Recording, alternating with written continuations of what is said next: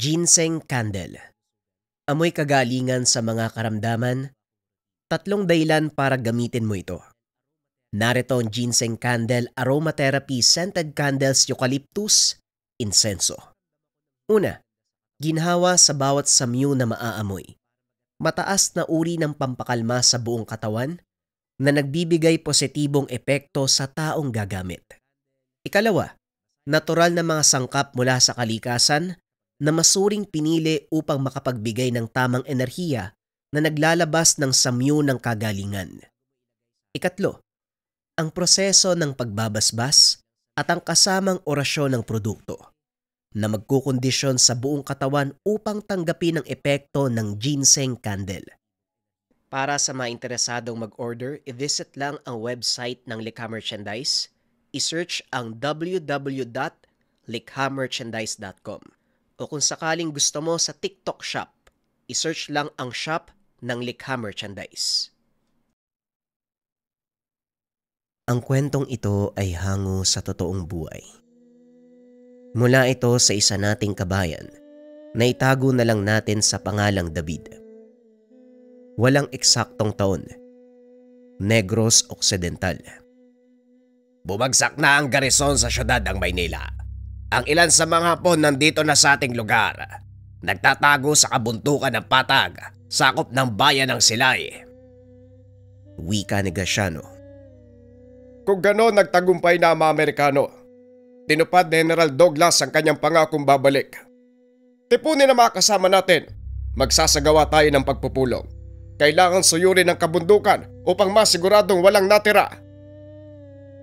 Tugon ni Juancho. Tuso ang mga Hapon. Kung sakali mang nasa gubatan ng Silay ang mga yon, paniguradong protektado na nila ang lugar. Ang tanong, Juancho, paano natin sila mapapasok? Ako nang bahala sa bagay na yan. Kakailanganin ko lang ng isang tao na kabisado ang buong kagubatan. May ilan tayong kasapi na nanggaling sa lugar na yon. Ngayon din ay magtatanong ako sa kanila at dadaling ko sa iyo. Lumakad si Graciano upang hanapin ang sinasabing mga tao. Kinagabihan ay kasama na nito ang isang binata. Malaki ang pangangatawan at halatang lumaki sa kabundukan. Graciano, siya bang sinasabi mo? Magandang gabi, Wacho. Oo, siya ang sinasabi ko. Iho, ano nga uli ang pangalan mo? Ako po si David Supremo Juancho. Ikinagagala ko po kayo makilala. Akin ang karangalan. Gaano ka nakatagal na kasapi ng ating kilusan? Bago lang ho. Nakatira po ako sa kabundukan ng Patag. Nagpa siyang sumama sa revolusyon dahil gusto ko mapalaya ang ating bayan laban sa mga dayuhan. Gaano mo kabisado ang kagubatan ng Patag? Kabisado ko ang kabundukan na parang likod ng aking palad. Alam ko ang bawat himay ng daanan at bawat pasikot-sikot. Bakit niyo naman po naitanong? Kung ganoon, kakailanganin ko ang tulong mo. Maganda ka. Bukas sa bukas ay isasama kita. Ikaw ang magsisilbing gabay ko papunta sa loob ng kagubatan. May mga dayuhan tayong tutugisin. Sasabihan ko mga kasama natin, Supremo. Hindi na kailangan, Graciano. Kapag masyadong malaki ang pangkat na papasok, mas mabilis silang mabubulabog. Ako nang bahala doon. David, magpahinga ka. Madaling araw tayo aalis. Maliwanag, Supremo. Matapos ang pakikipag-usap, lumabas na ng kubo ang binata. Kinausap ni Graciano ang kaibigan. Ano naman ang magagawa mo kung sakaling matuntun nyo ang pinagtataguan ng mga natitirang Hapon, Juancho? Armado ang mga yon ng matataas na kalibre ng baril at paniguradong puno na ng mina ang paligid ng gubat. Alam ko, Juancho, kaya nga kakailanganin ng tulong ng isang taga roon para maghanap ng alternatibong ruta. Sa oras na matuntun ko sila, saka pa lang ako gagawa ng susunod na hakbang. Hindi ko gusto ang binabalak mo, Juancho. Huwag mo sabihin gagamitin mo na naman ang mutyabo. Kung kinakailangan, Graciano, gagawin kong lahat mapangalagaan lang ang pinaghirapan nating kalayaan. Walang masama sa agarin mo. Ngunit nag-aalala ko sa maaaring maging kapalit ng ginagawa mo. Tignan mo ang pilat sa kanang bahagi ng iyong katawan. Wala ito kumpara sa sakit na dinanas ng ating mga kababayan at ayoko nang maulit yon. Pag-uusap ng dalawa. Alam ni Graciano ang sakripisyong ginawa ng kaibigan. Maitaboy lang ang mga dayuhang unang nanakop sa ating bansa. Sa tuwing titignan nito si Juancho, naaalala ng Ginoo ang kabayanihang ginawa nito noong kabataan nila. Kasagsagan ng pakikipaglaban sa mga Espanyol, unti-unti nang nagagapi ang mga revolusyonaryo at wala nang nakikitang pag-asa. Nang biglang lumitaw ang 2 binata mula sa bayan ng Murcia, anak ng pangkaraniwang magsasaka. Ngunit lingid sa kaalaman ng lahat na ang isa sa kanila ay may pambihirang kakayahan. Ito ang nakatalo sa mga lumulusob na dayuhan. Ayon sa mga nakasaksi, sinugo nito mula sa kailaliman ng lupa ang isang hukbo ng mga demonyo. Biglang natupok ang buong paligid. Nasunog ang lahat ng naroon, maliban sa mga revolusyonaryong nakikipaglaban. Hindi alam ng mga tao kung sino ang may kagagawan, ngunit nasaksihan lahat ni Graciano ang pangyayari. Nakatulala ang Ginoo nang bigla siyang lapitan ni David, kaya naputol ang paglalakbay diwa nito. Dispensa, Senyor Graciano. May tatanong lang po ako. Bakit pala ako pinatawag ni Supremo? Siya na lang ang magsasabi sa iyo bukas. Ihanda mo lang ang mga dapat mong dalhin. Pasensya na, David, pero hindi ko pwedeng sabihin sa iyo ang dahilan. Entiende, Senyor. Maraming salamat sa oras. Magpapahinga na ako. Kinabukasan, madaling araw pa lang, nag-aantay na si David sa labas ng kubo ni Juancho. Nagulat ang Ginoo nang makita itong bitbit ang napakaraming gamit. Por Diyos por Santo, ano ba yung ayos mo? Iwanan mo nga mga baril na yan. Hindi mo magagamit yan. Wala tayong babarilin doon. Magsasagawa lang tayo ng pagmamasid. Ganun ba, Supremo? Nasaan na mga kasama natin? Wala tayong kasama. Mas epektibo ang gagawin natin kung kakaunting tao lang ang magsasagawa. Ikaw lang at ako, David. Kaya kung hindi buo ang loob mo sa misyong ito, may oras ka pang umatras. Hindi po, Supremo. Buo po ang aking kalooban. Sandali lang. Iiwan ko mga baril. Ilang sandali lang bumalik ang binata. Tumuloy na sila sa paglalakbay papunta sa baryo ng Patag. Kinakailangan nilang maglakbay sa gabi. Hanggang madaling araw dahil maaari silang matunto ng kalaban, lalo na kung magkakampo sa kagubatan sa madilim na gabi. Habang naglalakad, pinapakiramdaman ng binatang si Juancho. Wala naman itong nakitang kakaiba, maliban sa marka sa pagkasunog ng balat sa bandang liig. At dahil nabagot sa paglalakbay, hindi nito maiwasang magtanong. Pasensya na po kayo, Supremo. Nais ko lang pong malaman, ano pong nangyari sa inyo? Bakit may malaki kayong pilat sa likod? Yan ay bunga ng aking sakripisyo, David.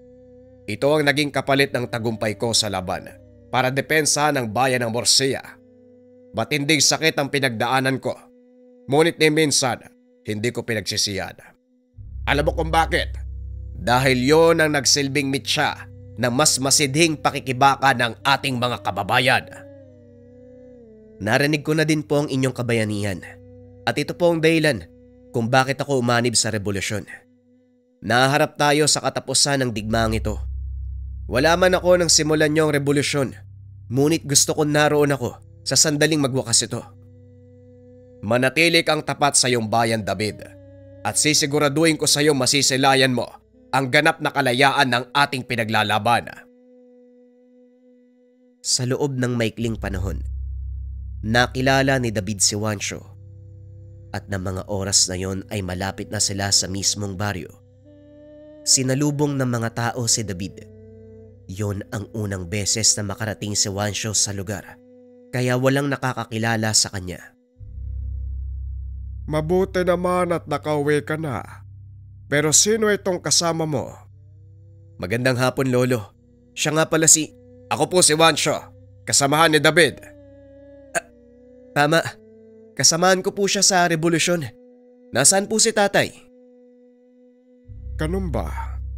O siya, tumuloy muna kayo at nasa loob ang iyong ama. Tamang-tama, maghahapunan na. Pumasok ang dalawa sa loob ng tahanan. Sinalubong sila ng isang matipunong lalaki. Nandito ka na pala. Mabuti't naisipan mong umuwi. Alam mo bang nag-aalala ang iyong ina? Alam niyo po ang dahilan kung bakit kailangan kong umalis. Nga pala si Juancho, kasama sa revolusyon. Anong masamang hangin ang nagdala sa'yo dito? Tahimik na namumuhay ang baryo. Ayaw namin ng anumang kaguluhan. Dito na nagpa siyang makisali sa usapan si Juancho. Ipagpaumanin mo ang pagsabat ko sa usapan. Ngunit sa tono ng pananalita mo, parang minamasama mo ang pagpunta namin dito. Alam mo ba na ang panganib na sinasabi mo, malapit nang kumatok sa pintuan ng tahanan mo? Anong ibig sabihin ng taong ito, David? Dumating na sa probinsya ang mga Hapon mula sa ibang dako ng bansa. At kasalukuyang nasa kagubatan sila. Hindi malayo sa mismong kinaroroonan natin. Ginawa nilang taguan ng makapal na kagubatan ng patag. Kung totoo ang sinasabi mo, bakit hindi ito nakarating sa akin? Walang magnanakaw na magsasabi ng kanyang plano. Kaibigan, iisa lang ang adhikain ko sa pagpunta dito.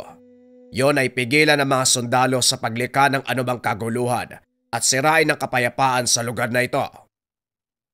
Tama ka. Kahit ang mga Espanyol ay hindi kami nagawang pasukin. Pinangalagaan namin ang kapayapaang ito sa loob ng mahabang panahon. Walang pinagkaiba mga Hapon. Kung nagawa namin pangalagaan ang baryo laban sa mga Espanyol, bakit hindi namin yon kayang gawin laban sa mga Hapon? Iba ang taktikang ginagamit ng mga Hapon. Mas malakas ang kanilang armas, mas matalino kaysa sa mga Kastila, at meron silang mas mataas na kasanayan pagdating sa pakikipagdigma. Wala silang awa. Minsan ko nang nakaharap ang ilan sa kanilang mga sundalo, kaya nasasabi ko ang bagay na to. Kung ganun, bakit si David ang pinili mong sumama? Ang anak mo ay isa sa mga pinagkakatiwalaan ng samahan. Bukod dito siya ay pinanganak sa kabundukan ng Silay, kaya malaki ang tiwala kung alam niya ang pasikot-sikot ng kagubatan. Malaki ang tiwala ko kay David pagdating sa nabigasyon. Sa loob ng kagubatan. Kaso nga lang, kung totoo man ang sinasabi mo, delikado ang pumasok doon ng walang sapat na paghahanda. Yan mismo ang dahilan kung bakit kailangan kong pasukin ang kagubatan ng patag. Hindi ko alam ang eksaktong lokasyon ng kanilang kuta at kung ilan ang bilang nila. Kung ano ang mga armas na dala. Lahat yon kailangan kong malaman para makapaganda sa posibleng mangyayari. Nauunawaan ko ang gusto mong sabihin. Ngunit bakit kailangan mong idamay ang anak ko? Sarili kong kagustuhan ng sumama sa loob ng kagubatan. Si Juancho, wag niyo pong sisihin. Pasya kong sumali sa revolusyon. Bahagi ito ng aking tungkulin bilang sundalo ng ating bayan. Sundalo? Naririnig mo ba ang mga sinasabi mo, David? Hindi ka sundalo. Ni hindi nga alam ng gobyerno na naglilingkod kayo sa kanila. Ang tingin nila sa inyo ay mga tau-tauhan. Mga manika na sa oras na wala ng pakinabang. Ididispatcha sa tabi. Mababaon sa limot. Hindi lang ang katawang lupa, kundi maging ang pagkatao nyo. Kailanman hindi tayo kikilalanin ng pamahalaan. Mga gerilya tayo, David. Hindi mga sundalo. Yan ang palagi mong tatandaan. Gerilya sa tingin ng mga taong nakasuot ang uniforme. Ngunit para sa kapwa nating magsasaka, tayo ay mga bayani. Hindi ko maunawaan kung bakit naririnig ko ang lahat ng ito sa iyo, tatay. Nasaan ang alab ng pakikibaka sa puso mo? Isa ka sa mga taong naging katuwang ni Kapitan Juan Araneta sa pakikipaglaban sa mga Kastila. Pero bakit parang naduduwag ka? Wala kang karapatan na pagsalitaan ng ganyan ng iyong ama, David. Hindi naduduwag ang tatay mo kung hindi nag-aalala. Unawain mong mabuti ang kanyang mga salita. Alam ko nag-aalala kayo. Natatakot din ako eh. Pero kailangan maging matatag. Kayo ang nagturo sa akin ng bagay na yan. Tinuruan kitang maging matapang, hindi para magpakamatay, kundi para mabuhay. At yun yung misyon na ginagawa ko, Tay. Lahat ng to ay para sa bayan. Para sa kalayaang mabuhay ng payapa. Huwag kang mag-alala, Renante. Sinisigurado ko sa iyo ang kaligtasan ng anak mo. Paano ako magtitiwala sa taong hindi ko kilala? Sa kalagitnaan ng pag-uusap ng tatlo, pumasok sa tahanan si Tatang Rigor. Para sa iyong kalaman, Renante, ang taong kausap mo, walang iba kung hindi si Supremo Juancho de la Paz. Hindi ba tama ako? Mukhang wala na akong itatago. Tama kayo, Tatag. Ako nga po si Juancho de la Paz.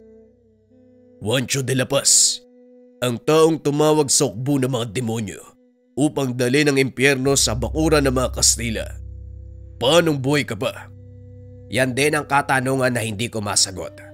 Ngunit masaya ko dahil ito ang pangarap ko. Pangarap? Anong ibig mong sabihin? Pinangarap kong mabuhay ng matagal para ako mismo magwakas ng pananakop na mga dayuhan.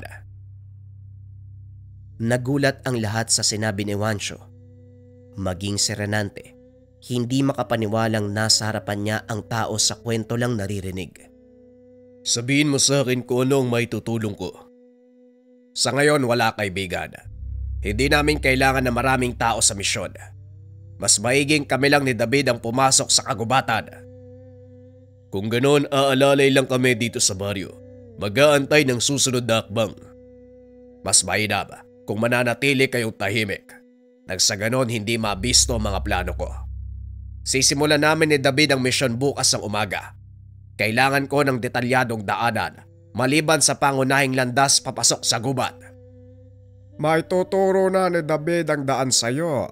Dito lumaki at nagkaisip ang batang yan. Gaya ng sinabi ko sa Premo, kabisado ko ang lugar na ito na parang likod ng palad ko, kaya wala kang dapat ipag-alala. Kung ganon, magpahinga tayo ngayong gabi. Kailangan nating bumawi ng lakas. Nang matapos ang pag-uusap, naganda ng makakain si Tatang Igor. Kaunting kwento tungkol sa mga nangyari at kumustahan. Matapos ay nagpahinga na ang mga ito. Kinabukasan maagang nagising ang binata, naghanda para sa kanilang misyon. Habang nag-aantay ito kay Juancho, napatingin ito sa kabundukang nababalot ng makapal na hamog. Napakalamig din ang hangin ng mga sandaling iyon. Ngunit isang kahina-hinalang tanawin ang nakaagaw ng pansin ng binata. Nasipat nito ang tila malaking siga sa gawing paanan ng mismong bundok ng kanilang pupuntahan. Malapit ito sa talon. Alam ni David na may mga kuwebang matatagpuan doon. Sa pag-aakalang natutulog pa si Juancho, kinatok niya ito sa kubong tinutuluyan. Gising na ako, David. Anong problema? Mukhang alam ko na kung saan naglulungga ang mga sundalong dayuhan Supremo. Paano ka nakakasiguro? Sa gawing pana ng bundok na yon, malapit sa talon ay may ilang kuweba na maaaring magkanlong na maraming tao. Medyo matarik ang daanan paakyat kaya wala masyadong nagpupunta. Habang inaantay ko kayo, nakita ko may liwanag na tila nagmumula sa siga. Hindi ako maaaring magkamali. May tao sa lugar na yon. Kung ganon, maganda ka. Yun ang una nating pupuntahan. Dali-daling nag-ayos ng gamit si Juancho. Saktong palis na sila nang lumabas sa kubo si Renante. Lalakad na ba kayo, David? Bakit hindi muna kayo magagahan? Hindi na, Tay. Alam ko na kung saan maaaring magkanlong ang mga sundalong Hapon. Kailangan naming puntahan ang lugar sa lalong madaling panahon. Mag-iingat kayo. Kung sakaling may mangyaring hindi maganda, alam mo na ang gagawin, David. Opo, Tay. Ako na pong bahala. Tumuloy ang dalawa sa paglalakbay. Mahigit kalahating oras na lakaran bago narating ang ibabang bahagi ng nasabing talon. Kinakailangan nilang umakyat sa mismong daluyan ng tubig para hindi sila mamataan ng mga kalaban kung sakaling may mga nagmamatsyag sa paligid. Ilang sandali pa, narating ng mga ito ang isa sa mga yungib. Nakita ni David ang mga bakas ng sapatos. Positibo ang binata na pagmamay-ari ng mga sundalo ang bakas na yun. Bago lang ang mga ito, patungo sa iisang direksyon. Tinatayang nasa mahigit 30 katao ang nandito sa premo. Batay na din sa mga naiwang bakas. Ito ang malaking pagkakamali ng mga Hapon. Masyado silang nagpakampante na hindi matutunton ng kanilang kinaroroonan. Sundan natin ang mga bakas nang malaman kung alin sa mga kuwebang ito ang kanilang kanlungan. Hindi kailangan Supremo. Alam ko kung saan sila eksaktong nakaimpil. Isang kuweba lang ang maaaring magkanlong ng napakaraming tao. Muling umakyat sa bandang tuktok ang dalawa.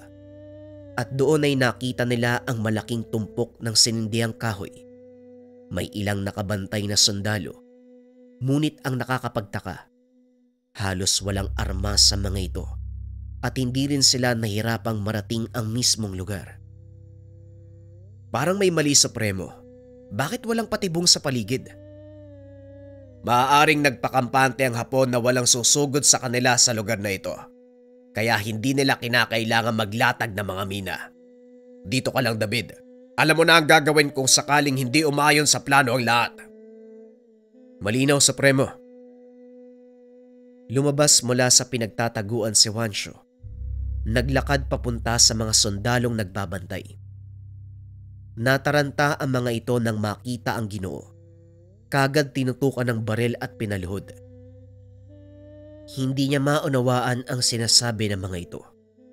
Ngunit batay sa kanilang kilos, konting pagkakamali lang, maaaring mapahamak si Juancho. Marahang inilabas si David ang kanyang itak, naganda sa pagsugod. Kung sakali mang may gawing hindi maganda ang mga Hapon, ngunit nakita nito na kalmado si Juancho. Pasekreto itong sumenyas na wag ituloy ang anumang binabalak. Nanatili si David sa pinagtataguan. Maya-maya ay may lumabas na sundalo mula sa kuweba. Nakabenda ang ulo nito. Putol ang isang kamay. Nilapitan nito si Juancho at inutusang tumayo. Sumunod naman ang Ginoo. Sinimulang siyasatin ang katawan para masigurong wala itong anumang sandata. Sino ka? Anong ginagawa mo sa baging ito ng kabundukan? Nagulat si David nang magsalita ang sundalong Hapon dahil natuto na ito sa natibong lengguwahe. Isang mangangahoy na napadaan sa lugar na ito. Pasensya na kung nabulabog kayo, ngunit wala akong masamang intensyon. Wika ni Juancho. Ngunit gaya ng inaasahan, hindi naniwala ang mga Hapon. Sinampal nito ang Ginoo. Nanlaki ang mga mata ni David. Inakala nitong lalaban si Juancho, ngunit kabaliktaran ang nangyari. Nagmakaawa ang Ginoo na wag siyang sasaktan. Wala sa plano nila ang magpahuli, ngunit yun mismo ang ginawa ni Juancho. Itinali ng mga sundalo ang kamay ng Supremo, hinila papasok ng kuweba. Bahagyang lumingon si Juancho sa kinaroroonan ni David at ngumiti. Tumango naman ang binata at nanatili sa kanyang kinaroroonan. Napagtanto ng binata na may ibang plano ang Ginoo. Ilang sandali pa, nagtakbuhan palabas ang mga Hapon. Ang ilan sa mga ito ay sumisigaw, habang may kung anong pinabaril. Sa takot na baka makita ng mga papatakas sa sundalo, lumipat ng pwesto si David. Doon niya nakita ang malaking nilalang na palabas ng kuweba. Tangay-tangay nito sa kanyang bibig ang labi ng isang sundalo, habang hawak naman ng isang paa. Halos 10 talampakan ang taas nito, na may mahabang braso, naglalakihang mga ngipin, at 2 mahabang itim na sungay. Napatakip na lang ng bibig ang binata nang mapagtantong isang demonyo ang nagpakita. Walang ibang nagawa kung hindi manatili sa kinaroroonan sa takot na baka makita siya ng nilalang. Nakatakas ang ibang Hapon, ngunit maraming tao ang napatay, kabilang ang kanilang pinuno. Hindi makatingin si David dahil napakabrutal ng ginawang pagpatay ng halimaw. Kinagat nito ang ulo ng kalaban at sapilitang hinihila ang katawan habang nagpupumiglas. Dinig na dinig ng binata ang malutong na tunog ng mga nababasag na bungo habang hinunguya ito ng halimaw. Ilang sandali pa tuluyang tumahimik ang paligid. Sinilip ni David ang bukana ng yungib. Nakita nitong nakaupo si Juancho sa gilid habang pinagmamasdan ang nilalang na sarap sa pagkain. Nagtataka ang binata kung ano ang ginagawa ng Ginoo. Kaya nagpa siya itong lumabas sa pinagtataguan at lumapit. Napalingon si Juancho. Dali-daling tumayo ang Supremo at pinigilan ang binata. Diyan ka lang. Huwag kang aalis sa kinakatayuan mo kung ayaw mong lapain ka ng nilalang. Huminto si David. Dahan-dahang lumingon sa nilalang. Nakatitig ito sa kanya. Nagulat ang binata dahil noon lang niya napansin na meron itong 4 na mata. Huwag mo siyang titignan sa mga mata, David. Nababasa niya ang laman ng puso mo. Kung may masama kang hangarin, malalaman ito ng nilalang. Anong uri ng nilalang ito, Supremo? Mamaya ako'y papaliwanag sa'yo. Sa ngayon manatili ka munang nakatayo dyan. Hayaan mo siyang matapos kumain.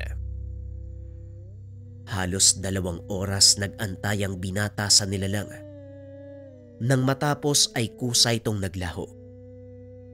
Biglang napalood si David dahil na rin sa pangangalay ng binte at sobrang takot. Ayos ka lang ba, David? Tumayo ka na dyan. Babalik tayo sa baryo. Tapos na ang misyon natin dito. Sandali lang po, Supremo. Hindi niyo pa pinapaliwanag sa akin kung anong uri ng nilalang ang nakita ko at saan ang galing. O sige, total nagawa na natin ang dapat gawin. Magpahinga muna tayo. Sasabihin ko sa'yo kung ano ang nilalang at saan ang galing. Tugon ni Juancho. Pinaliwanag nito kay David ang nangyari. Ayon sa Ginoo, ang nilalang na yon ay isa sa mga halimaw na naninirahan sa lugar. Nagawa itong tawagin sa pamamagitan ng tangang mutya. Kung ganun, alaga niyo po yung nilalang na yon, Supremo? Hindi sa alaga. Ang nilalang na yon ay nalika mula sa takot, galit, kasakiman. Manifestasyon ito ng lahat ng negatibong emosyon na dinala ng mga sundalo dito. At para lubos mong maunawaan ang lahat, bakit hindi mo pasukin ang yungib? Bagaman natatakot, tumayo ang binata upang tignan ang laman ng yungib at upang maunawaan nito ang lahat ng sinasabi ni Juancho. Kinuha ng binata ang sulong nakatayo sa tabi ng pasukan at tumuloy sa pagpasok. Sa bungad pa lang, sinalubong na si David ng nakakasulasok na amoy. Napakabigat na pakiramdam. Napakadilim sa loob ng yungib. Nakakabingi ang katahimikan. Ngunit nagpatuloy ang binata sa paglalakad hanggang sa natalisod ito sa isang bagay na nakaharang sa daan. Nabitawan nito ang sulo. Bumagsak sa natapong langis, dahilan para magliyab ang buong sahig ng kuweba. Nanlaki ang mga mata nang makita ang patay na katawan ng mga kababaihan at ilang sundalo, maging sanggol na tinuhog sa bayonate ng mga Hapon. Lalong nagimbal si David nang makita ang isang pamilyang pinagdikit-dikit gamit ang mga patalim. Nakatarak ang mga ito sa kanilang katawan na tila inihaw na karne. Napatakip na lang ng bunganga ang binata. Sa buong buhay nito, noon pa lang siya nakasaksi ng ganong kabrutal na pagpatay. Hindi na nakatiis ang binata. Dali-dali itong lumabas upang balikan si Juancho. Nakita ng Ginoo na hindi maipinta ang pagmumukha ng binata. Anong nangyari sa'yo? Bakit parang takot na takot ka? Mga hayop sila. Hindi na sila naawa sa mga sanggol at kababaihan. Sa buong buhay ko, Ngayon pa lang ako nakakita ng ganitong uri ng kahayupan. Higit pa riyan ang ginawa nila sa syudad. Ang nakikita mo ngayon ay bunga pa lang ng pagkabagot nila. Halika, bumalik tayo sa baryo. Ipaalam mo sa iyong ama na may ilang nakatakas sa mga kalaban. Kayo po, Supremo. Anong susunod yung plano? Kailangan malaman ni Graciano ang nangyari dito. Matapos mong makausap ang iyong ama, tutulak tayo pabalik sa kampo para kumuha ng karagdagang kasama. Matapos ang kaganapan sa kuwebang iyon, kinausap ni Juancho si Renante. Muli nitong pinakilos ang kanyang mga dating kasama. Pangkat ko na ang bahala sa kabundukang ito. Makakaasa kang susuyurin namin ang kabundukan. Mahanap lang ang mga tumakas sa sundalo. Sasama ako kay Supremo pabalik sa kuta. Pero sa sandaling matipon na namin ang karagdagang puwersa, babalik kami dito para tumulong. Ilang minuto matapos ang pag-uusap, tumulak na sina Juancho at David pabalik sa kuta. Hindi pa rin nawala sa isipan ng binata ang mga nasaksihan. Lingid sa kanyang kalaman na nararamdaman nito ni Juancho. Hindi pa rin ba nawawala ang takot mo? Hindi po takot ang nararamdaman ko, Supremo.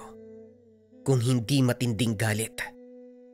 Mawawala lang siguro to kung ako mismo makakapatay sa mga hayop na yon. Magantay ka lang at darating tayo dyan. Sa ngayon, subukan mong kumalma. Ayokong makita ni Graciano yung pagbumuka mo. Baka isipin ng taong yon, may ginawa kong hindi maganda. Pasensya na po kayo, Supremo. Huminga ng malalim ang binata at ngumiti. Naunang maglakad kay Juancho, kaya hindi niya namalayang biglang huminto ang Supremo. David, sandali lang. Magpahinga muna tayo. Paumanhin, Supremo. Pero malapit na tayo sa kuta. Napagod ako, kaya pasensya na. Dito na muna tayo magpapalipas ng gabi. Sumandalang Ginoo sa paanan ng puno. Tinakip ang suot na salakot sa kanyang muka.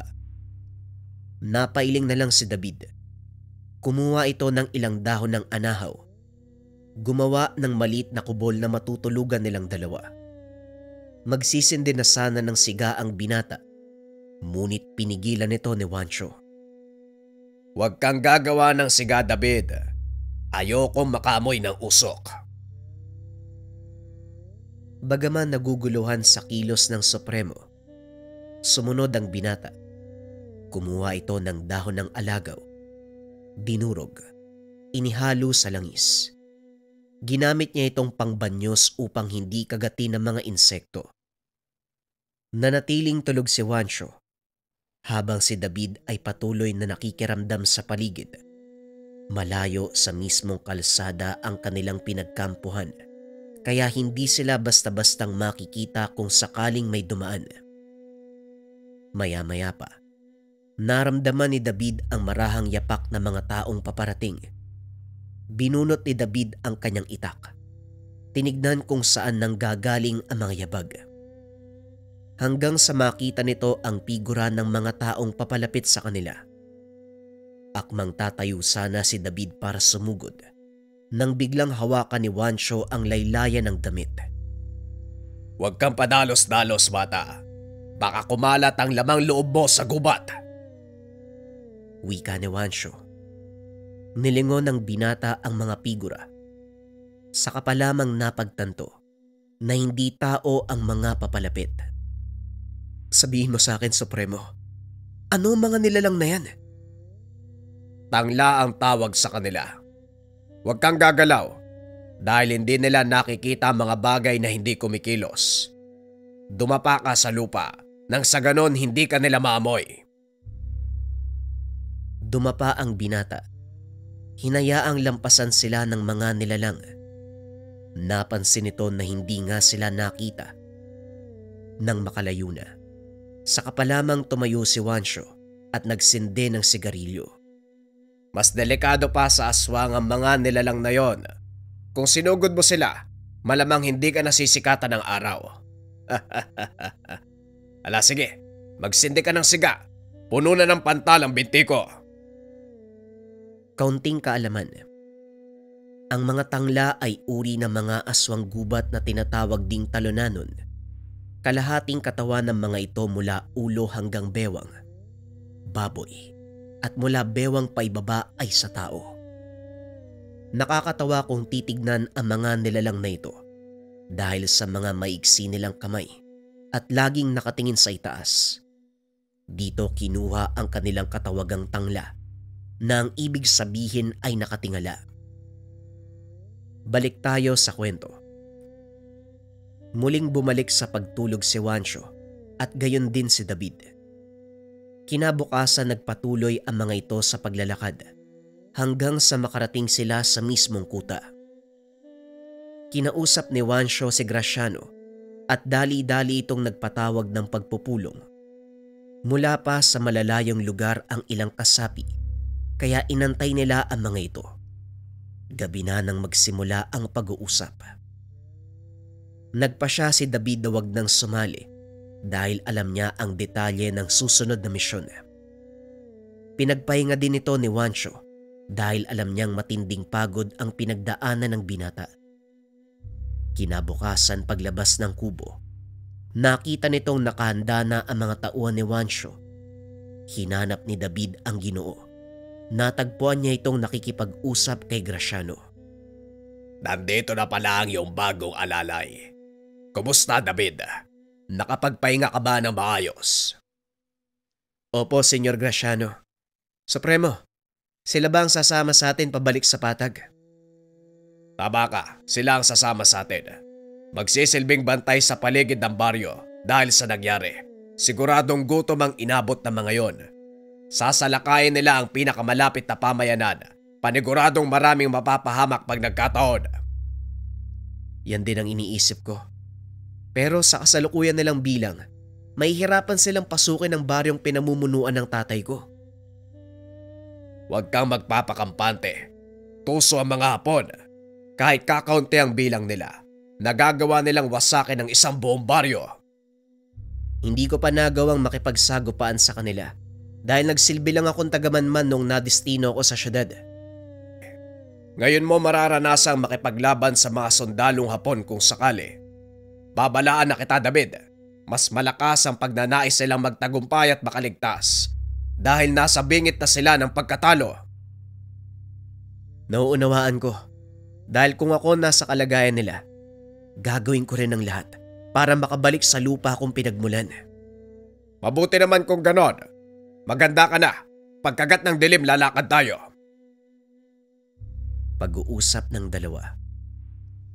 Hinangaan ng gusto ni David ang kakaibang pag-iisip ni Juancho. Napagtanto ng binata ang dahilan kung bakit siya ang kinilalang supremo ng kanilang kilusan. Nakatingin lang si David sa Ginoo habang nagpapaliwanag ito sa kanyang mga tauhan. Laking gulat ng binata nang bigla siyang tapikin ni Graciano sa balikat. Ngayon nakilala mo na ng gusto si Juancho. Anong masasabi mo? Kayo pala, senyor. Sa totoo lang, hindi pa ganun kalalim ang pagkakakilala ko kay Supremo. Marami pa akong hindi alam tungkol sa kanya at siguro mas mabuti nang manatiling ganun. Tama ka. Masalimot ang buhay ng taong yan. Iba ang kinalakihan niyang mundo. Nagkamalay si Juancho sa isang pamayanang nababalot ng karahasan. At ito din ang naging dahilan kung bakit siya naging matatag at naging isang mahusay na pinuno. May kakaibang kakayahan si Supremo. Nasaksihan ko mismo kung paano niya ito ginamit. Ngunit ang hindi ko maintindihan, saan ang galing yung kakayahan na yun? Bago pa man maging Supremo ng kilusan si Juancho, naging mag-aaral siya ng isang mahusay na manggagaway. Nakilala ko ang taong yon sa isang baryo ng Iloilo. Pareho kaming bagong salta sa lugar. Isa lang ang layunin. Yon ay sumapi sa revolusyon. Halos hindi nagsasalita ang taong yon, ngunit makikita mo sa kanyang mata. Buo ang kalooban sa pagsapi sa kilusan. Pagpapaliwanag ni Graciano. Dagdag pa nito, silang dalawa ang pinakabata sa mga sumali. Payat ang pangangatawan ni Juancho noon, kaya tinawag itong Juanchito ng isa sa mga pinuno ng kilusan. Sa kabila ng patpating katawan, pinahanga nito ang mga nakakatanda nang malampasan ng lahat ng pagsasanay at maipasa ang pagsubok. Si Juancho ang kauna-unahang batang kasapi ng kilusan. Samantalang si Graciano, nagsilbi muna bilang katulong sa kusina. Nagpakita ng sunod-sunod na tagumpayang binata. Kalaunan ay ginawa itong kapitan ng isang hukbo. Kinuha niya si Graciano bilang tauhan at dito nagsimula ang mas marami pa nilang tagumpay laban sa mga dayuhang mananakop. Yung kwento tungkol sa mga nasunog na Kastila, totoo po ba yun? Totoo ang lahat ng mga yon. Ako ang buhay na saksi sa mga nangyari. Pero malaki ang naging kabayaran ng tagumpay. Kinuha ng tinawag na demonyo ang kalahati ng kanyang kaluluwa. At ang markang nasa katawan niya ang patunay at nagsisilbing paalala na hindi buo ang pagkatao ni Supremo Juancho. Kayong dalawa, ayokong kinakaawaan ako dahil sa bagay na yan. Kaya wag na wag kong maririnig sa inyo, David, na nababahag ka sa akin. Huwag kang mag-alala, Supremo, dahil hindi mo maririnig sa akin ang salitang awa. Hinahangaan kita dahil bihira mga taong gagawin ng mga ginagawa mo. Graciano, anong sinabi mo sa taong to? Wala naman, Supremo. Handa na ba mga tao? Oo, ikaw na lang ang inaantay nila. Kaso mukhang abala ka pa. Despensa, Supremo. Handa na ako. Nag-aantay lang ng iyong huling utos. Pagkagat ng dilim, lumakad na tayo. Pag-uusap ng tatlo. Pagsapit ng hapon, tumulak ang pangkat papunta sa patag. Tahimik na nagmarcha ang mga ito hanggang sa marating nila ang kabundukan. Pansamantalang nagkampo sa paanan ang mga ito. Inantay ang pagsikat ng araw bago tuluyang pumasok sa kagubatan. Bakit hindi tayo tumuloy, Supremo? Gusto kong pulungin mo mga tao. Sabihin mo sa kanilang maaari nilang kaharapin sa oras na pumasok tayo sa baryo. Masusunod, Supremo. Nilapitan ni David ang mga tao. Nagsimulang magbigay ng mga panuto. Sinabi din ng binata ang mga dapat gawin at hindi dapat gawin sa sandaling tumuntong sila sa balwarte ng kanyang ama. Magugulat ka sa malalaman mo, Graciano. Ang ama ng binatang yan, walang iba kung hindi si Renante. Ang maangasong naging katuwang ni Kapitan Juan Araneta na palayasin ang mga Espanyol sa lupaing ito. Totoo ba ang sinasabi mo, Supremo? Isang alamatang Renante na yon. Siya ang kaisa-isang tao na lumaban at pumatay sa mahigit 20 gwardiya sibil sa isang pag-atake sa bayan ng Bago. At ang balwarteng papasukin natin ay baryo ng mga mangaso at batikang manunugis. Si David ang higit na nakakaalam ng takbo ng isipan ni Renante, kaya siya ang hinahayaan kong makipag-usap sa mga tao. Ilang sandali pa natapos na si David sa pakikipag-usap. Inutusan nito ang mga taong magpahinga. Ang ilan ay nanatiling gising upang magbantay. Pagsapit ng umaga, tumuloy na sila sa pagpasok sa kagubatan. Naglakad ang mga ito sa isang linya sa paunguna ni David. Kabisado ng binata ang mga patibong na inilapag ng kanyang ama sa lugar, simula sa bukana hanggang sa mismong baryo.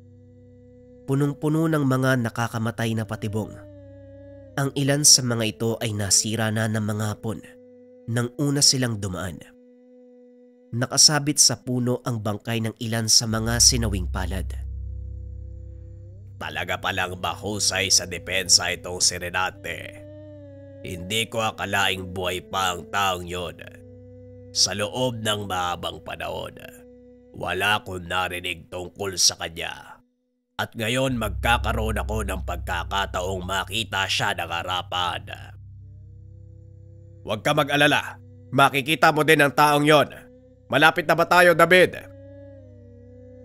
Sandali na lang, Supremo. Kinakailangan nating umikot sa kabilang bahagi ng kabundukan dahil maaaring binago ni Ama ang kinaroroonan ng mga patibong. Yon ang pinakamalapit na daan. At kung sakaling sumalakay man ang mga lagalag na sundalong Hapon, yon ang daang tatahakin nila. Nagpatuloy sa paglalakad ang pangkat hanggang sa marating nila ang kalawang pasukan ng Baryo Patag. Sinalubong sila ni Renante. Maligayang pagdating sa Patag. Tumuloy kayo at magpahinga. Magpapahanda ako na makakain ng aso mga kasamaan ko bilang paghahanda sa inyong pagdating. Maraming salamat, Renante. Mga kasama, magpahinga na muna kayo. Mamaya ilalatag natin ang inyong mga tungkulin. Masayang nagkainan ang mga sundalo habang si Juancho at Graciano kinausap ng masinsinan si Renante at David. Gaya ng inaasahan, natulala si Graciano nang makita si Renante. Supremo, anong nangyari sa kasama mo? Bakit parang nakakita ng multo? Nga pala, ipinakikilala ko sa iyo, Renante, si Graciano. Siya ang vice-kapitan ng aking pangkat. Isa sa mga tagahanga mo. Tagahanga? Hindi ko alam na may tagahanga pala ang isang pusakal na kagaya ko. Ikaw lang ang pusakal na naging daan para mapalaya ang dalawang bayan sa norte. Bueno, isang tabi muna natin ang mga papuri sa isa't isa. May mahalagang bagay tayong tatalakayin. Renante, may nangyari ba simula nang umalis kami dito ni David? Wala namang kaming namataang pagkilos o anumang aktibidad. Maliban na lang sa sunog na gawa ng ilang residente sa paligid. Mga residente, akala ko ba walang tao sa paligid ng Patag? Mula sila sa mga karatig baryo. Hindi mo rin masisisi ang mga yun dahil sa digmaan marami ang nagugutom at tanging ang gubat lang ang kanilang maaasahan para mabuhay. Habang nag-uusap ang grupo, dumating ang isa sa mga tauhan ni Renante. Nakatalaga ito sa pagmamatsyag sa agubatan at ayon sa kawal, panibagong pangkat ng mga sundalong Hapon ang dumating mula sa kanluran. Mukhang pinili na talaga nila ang lugar na ito. Panibagong problema na naman ang kakaharapin natin, Supremo. Tama ka, Graciano. Mabuti na lang at nakapaghanda tayo. Hindi ba ang rason kung bakit sila napadpad sa lugar na ito? Dahil tinutugis sila ng mga sundalong Amerikano. Hindi ba mas malaking problema yon kung sakaling magpang-abot sila? Tama ka. Malaking problema nga yon kaya hindi na sila dapat maabutan ng mga sundalong puti. Tayo mismo ang gagawa ng paraan. Graciano, matapos mong may talaga ang mga tauhan sa kanilang mga posisyon, sumama ka sa amin ni David. Renante, ikaw ang mamumuno sa puwersang may iwan dito. Alam mo na ang gagawin. Areglado, Supremo. Ngayon din ay papakilusin ko ang aking mga manunugis. Sandali lang.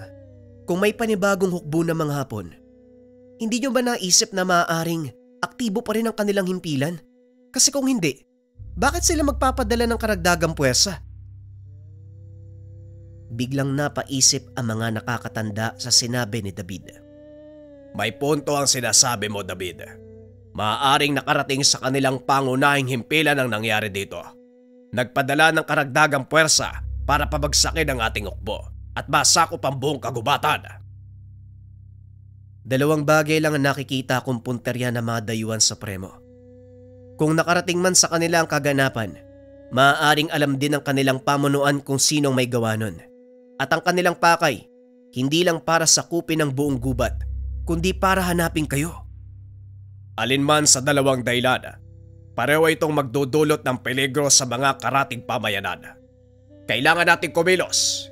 Ipagpaliban ang naunang plano. David, sasama ka sa akin. Sasalubungin natin ang paparating na puwersa. Masusunod, Supremo. Supremo, nais kong sumama nang maitala ko ang mga pangyayari. Maitala, Senyor Graciano? Isang manunulat si Graciano bago pa man siya maging revolusyonaryo. Parehong tapang at utak ang ginagamit para makibaka. Siya din ang nagpasiklab ng revolusyon sa bayan ng Sagay at Manapla sa pamamagitan ng kanyang akda na periodiko. Manunulat na humahawak ng baril, ngunit pumapatay gamit ang kanyang panulat. May kailangan pa ba ako malaman tungkol sa inyo, Senyor Graciano? Masyado mo namang pinapalapad ang tenga ko, Wancho. Libangan ko lang ang pagsusulat. Hindi ko nga akalain na makakarating ito sa mga pahayagan. Sige, kumilos na tayo. Tumatakbo na ang oras. Dali-daling umalis ang tatlo para salubungin ang puwersa ng kalaban mula sa kanluran. Hindi nagtagal nakita nila ang mga ito sa ibaba ng lambak. Nasa bandang itaas sila, kaya hindi napansin ng mga naglalakad na sundalo. Batay sa kanilang ayos, hindi sila mga tipo ng sundalong tumatakas mula sa mga kalaban. Tignan mo, matataas na kalibre ng armas ang dala nila. At sigurado ko, ang makaw na yan ay pampasabog. Isa lang ang ibig sabihin nito. Tama ang sapantahan mo, David. Ngayon ang kailangan nating gawin, humuli ng isa sa kanila upang makapiga tayo ng impormasyon. Pero teka, sino sa inyo marunong ng kanilang salita? Wika ni Wancho. Ngumiti naman si Graciano. O sige kung ganon. Halika na, David. Gusto ko makita ang husay mo sa pagtugis. Ngayon ka magpakitang gilas. Areglado, Supremo. Dali-daling tumayo ang binata at tumakbo pababa ng lambak. Sinundan ito ng dalawa. Ngunit nakadistansya ang mga ito para hindi mamataan ng kalaban ang kanilang mga kilos. Mabilis na narating ni David ang kinaroroonan ng mga sundalo. Inilabas nito ang kanyang sumpit na may balang pampatulog. Tinira ang isa sa mga pinuno. Nung una, tila wala itong naramdaman. Ngunit ilang minutong lumipas, bumagsak ito na siyang nagsilbing diversyon para kay Wancho. Kinuha ng Ginoo ang pagkakataon. Palihim nitong hinila ang ilang sundalo papunta sa sukal. Hindi alam na mga kalaban kung sino ang umatake. Dahil sa bulabog, walang tigil na nagpaputok ang mga sundalong Hapon. Ngunit hindi nila alam kung saan naroon ang kalaban. Huwag yung pag-aksayahan ng pagod na mga yan. David, sugurin mo ang opisyal na tinira mo ng sumpit. Kailangan natin siya ng buhay. Ako nang bahala sa mga natitirang sundalo. Wika ni Wancho. Nakita ni David ang kakaibang ngiti sa mukha ng Supremo. Naglakad ito papunta sa mga sundalo. Natahimik ang mga ito nang makita ang Ginoo. Tinutukan nila ng baril si Wancho. Binalaan na wag lalapit. Ngunit hindi ito nagpatinag. Hawak-hawak ng Ginoo ang kanyang mutya habang may kung anong binubulong. Maya-maya ay biglang nagdilim ang paligid. Tinakpan ni Graciano ang mga mata ni David. Bakit, senyor? Ano nangyayari? Mas makakabuti kung hindi mo makikita ang magaganap. Hindi kakayanin ng sikmura mo. Marami na ako nasaksiyang patayan. At ako mismo, maraming buhay ang nasawi sa aking baril. Marami na ring ulo ang dinurog nito. Kaya ano pa ang hindi kakayanin ng sikmura ko? Magtiwala ka sa akin, David. Hindi ito ang tanawing gusto mong makita. Pilit tinanggal ni David ang kamay ni Graciano. Wala nang nagawa ang Ginoo. Kitang-kita ng dalawang mga mata kung paanong lumitaw ang isang sandata. Nakatarak ito sa malaking bato.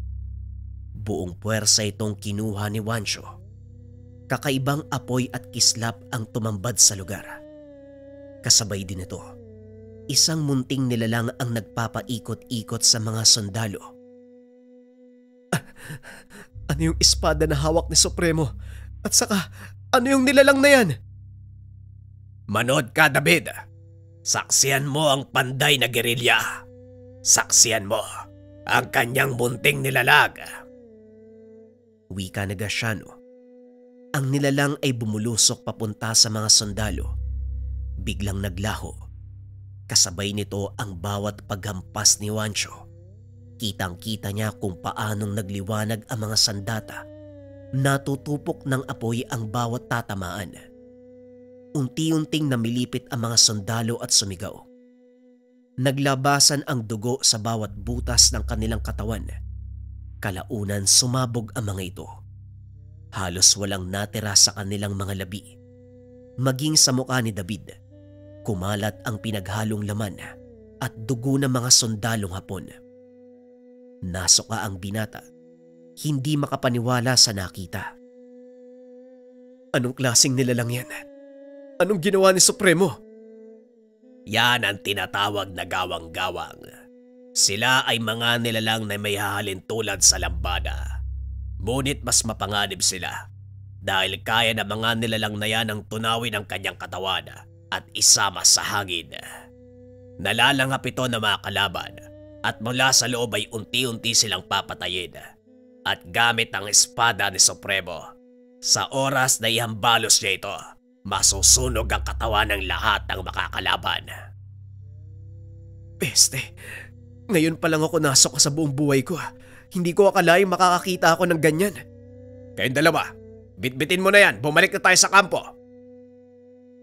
Wika ni Juancho. Hindi na nakapagsalita si David. Dali-dali nitong binuhat ang opisyal. Dinala sa baryo. Itinali ito sa upuan at inantay na magising. Maya-maya ay nagkamalay na ito. Sinimulan ni Juancho ang pagtatanong. Graciano, isalin mo lahat ng sasabihin ko sa taong to. Unang katanungan, nasaan ang kanilang kampo? Isinali ni Graciano ang sinabi ng Ginoo.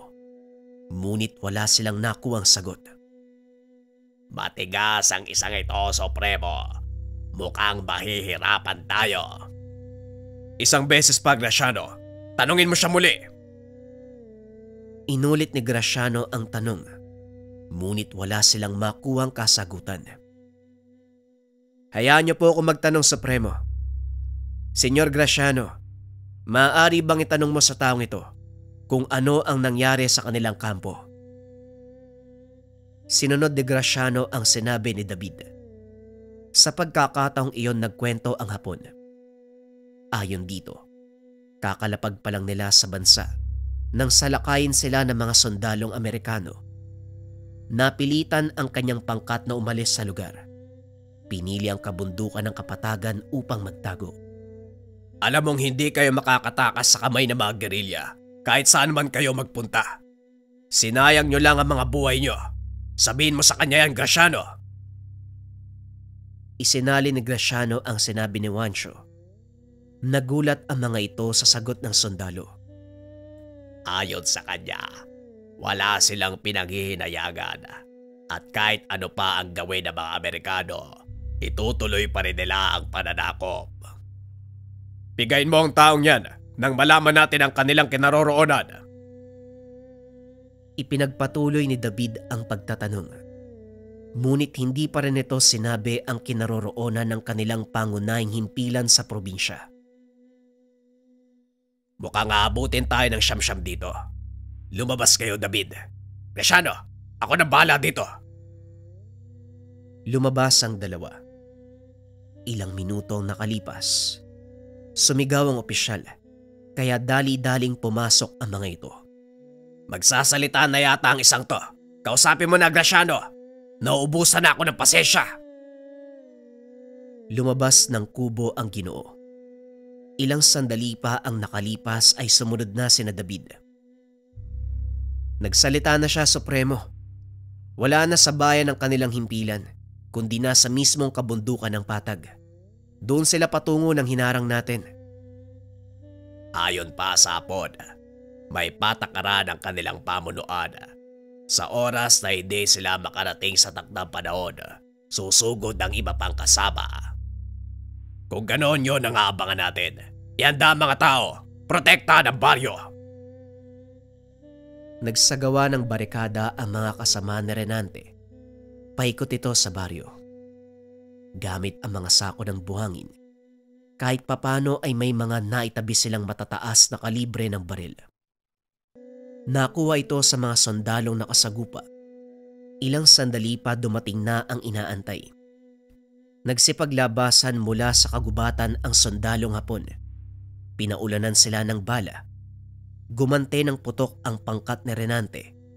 Samantalang si Juancho naman, ang ilan sa mga tauhan ay sumugod mula sa likod. Kasama nito si David at Graciano. Nakikita nilang walang laban ang kanilang pinagsamang puwersa sa isang batalyon ng mga Hapon. Hindi ko napapaabutin pa sa bayan ng alingaungaw ng mga putok ng baril mula sa lugar na ito. Tumayo si Juancho. Hinawakan ang kanyang mutya. Nagbulong ng kung ano. At habang ginagawa ito ng Ginoo, ipinaliwanag ni Graciano kay David ang tungkol sa hawak na gamit. Ayon kay Graciano, ang mutyang tanga ni Juancho, tinatawag na mata ng demonyo, may kakayahan nitong tumawag ng mga nilalang. At ang ipinamanang sandata sa kanya, ito ang naging dahilan kung bakit siya tinawag na panday na gerilya. Lumabas mula sa ilalim ng lupa ang dalawang malaking bulate. Gumapang ang mga ito papunta sa kinaroroonan ng mga Hapon. Pinagbababaril ng mga sundalo ang nilalang. Nadurog ang katawan nito. Sa halip na mamatay ay lalong dumami. Isa-isang pumasok sa bunganga ng mga sundalong Hapon. Huminto sa pagkilos ang mga ito. Bumuelo ng pag-atake ang Supremo. Sa isang wasiwas, nasunog ang mga katawan ng Hapon. Nakita na mga kasama ni Juancho at Renante ang nangyari. Nagtaka ang mga ito kung paanong naganap ang lahat. Parang walang nangyari sa lugar. Naging abo ang lahat. Wika ni Graciano. Kung meron mang nakaligtas sa kanila, mabuti yon para malaman nila na walang sino man ang makakalupig sa atin. Kahit sino pa sila, kahit anong dalang sandata, hindi tayo matatalo. Nagsigawan ang mga tao. Ipinagdiwang ang tagumpay bilang pagbibigay galang sa mga sundalong Hapon. Nag-alay sila ng desenteng ritual. Supremo, bakit nyo ginagawa ang mga bagay na yan? Hindi tama yan. Masama ang ugali nila. Sa digmaan lang tayo nagkakalaban. Ngunit sa oras na hubarin ang uniforme, tapos na rin ang kanilang tungkulin. Tayo ay magkakapatid bilang tao. Hindi ko maintindihan, Supremo. Sundalo sila tungkuling sumunod sa utos. Pero ngayong malaya na sila, mas maging ibabaw ang pakikipagkapwa-tao. Ito ang mga kataga na patuloy na tinandaan ni David. Kahit pa nang matapos ang digmaan, sumuko ang mga Hapon. Nagwakas ang mahabang digmaang sumira ng maraming buhay at mga ari-arian. Ngunit hindi kailanman malilimutan ng mga tao ang nangyari sa bundok ng Patag, kung saan nila nasaksiyan ang kapangyarihan ng isang panday na gerilya, si Juancho.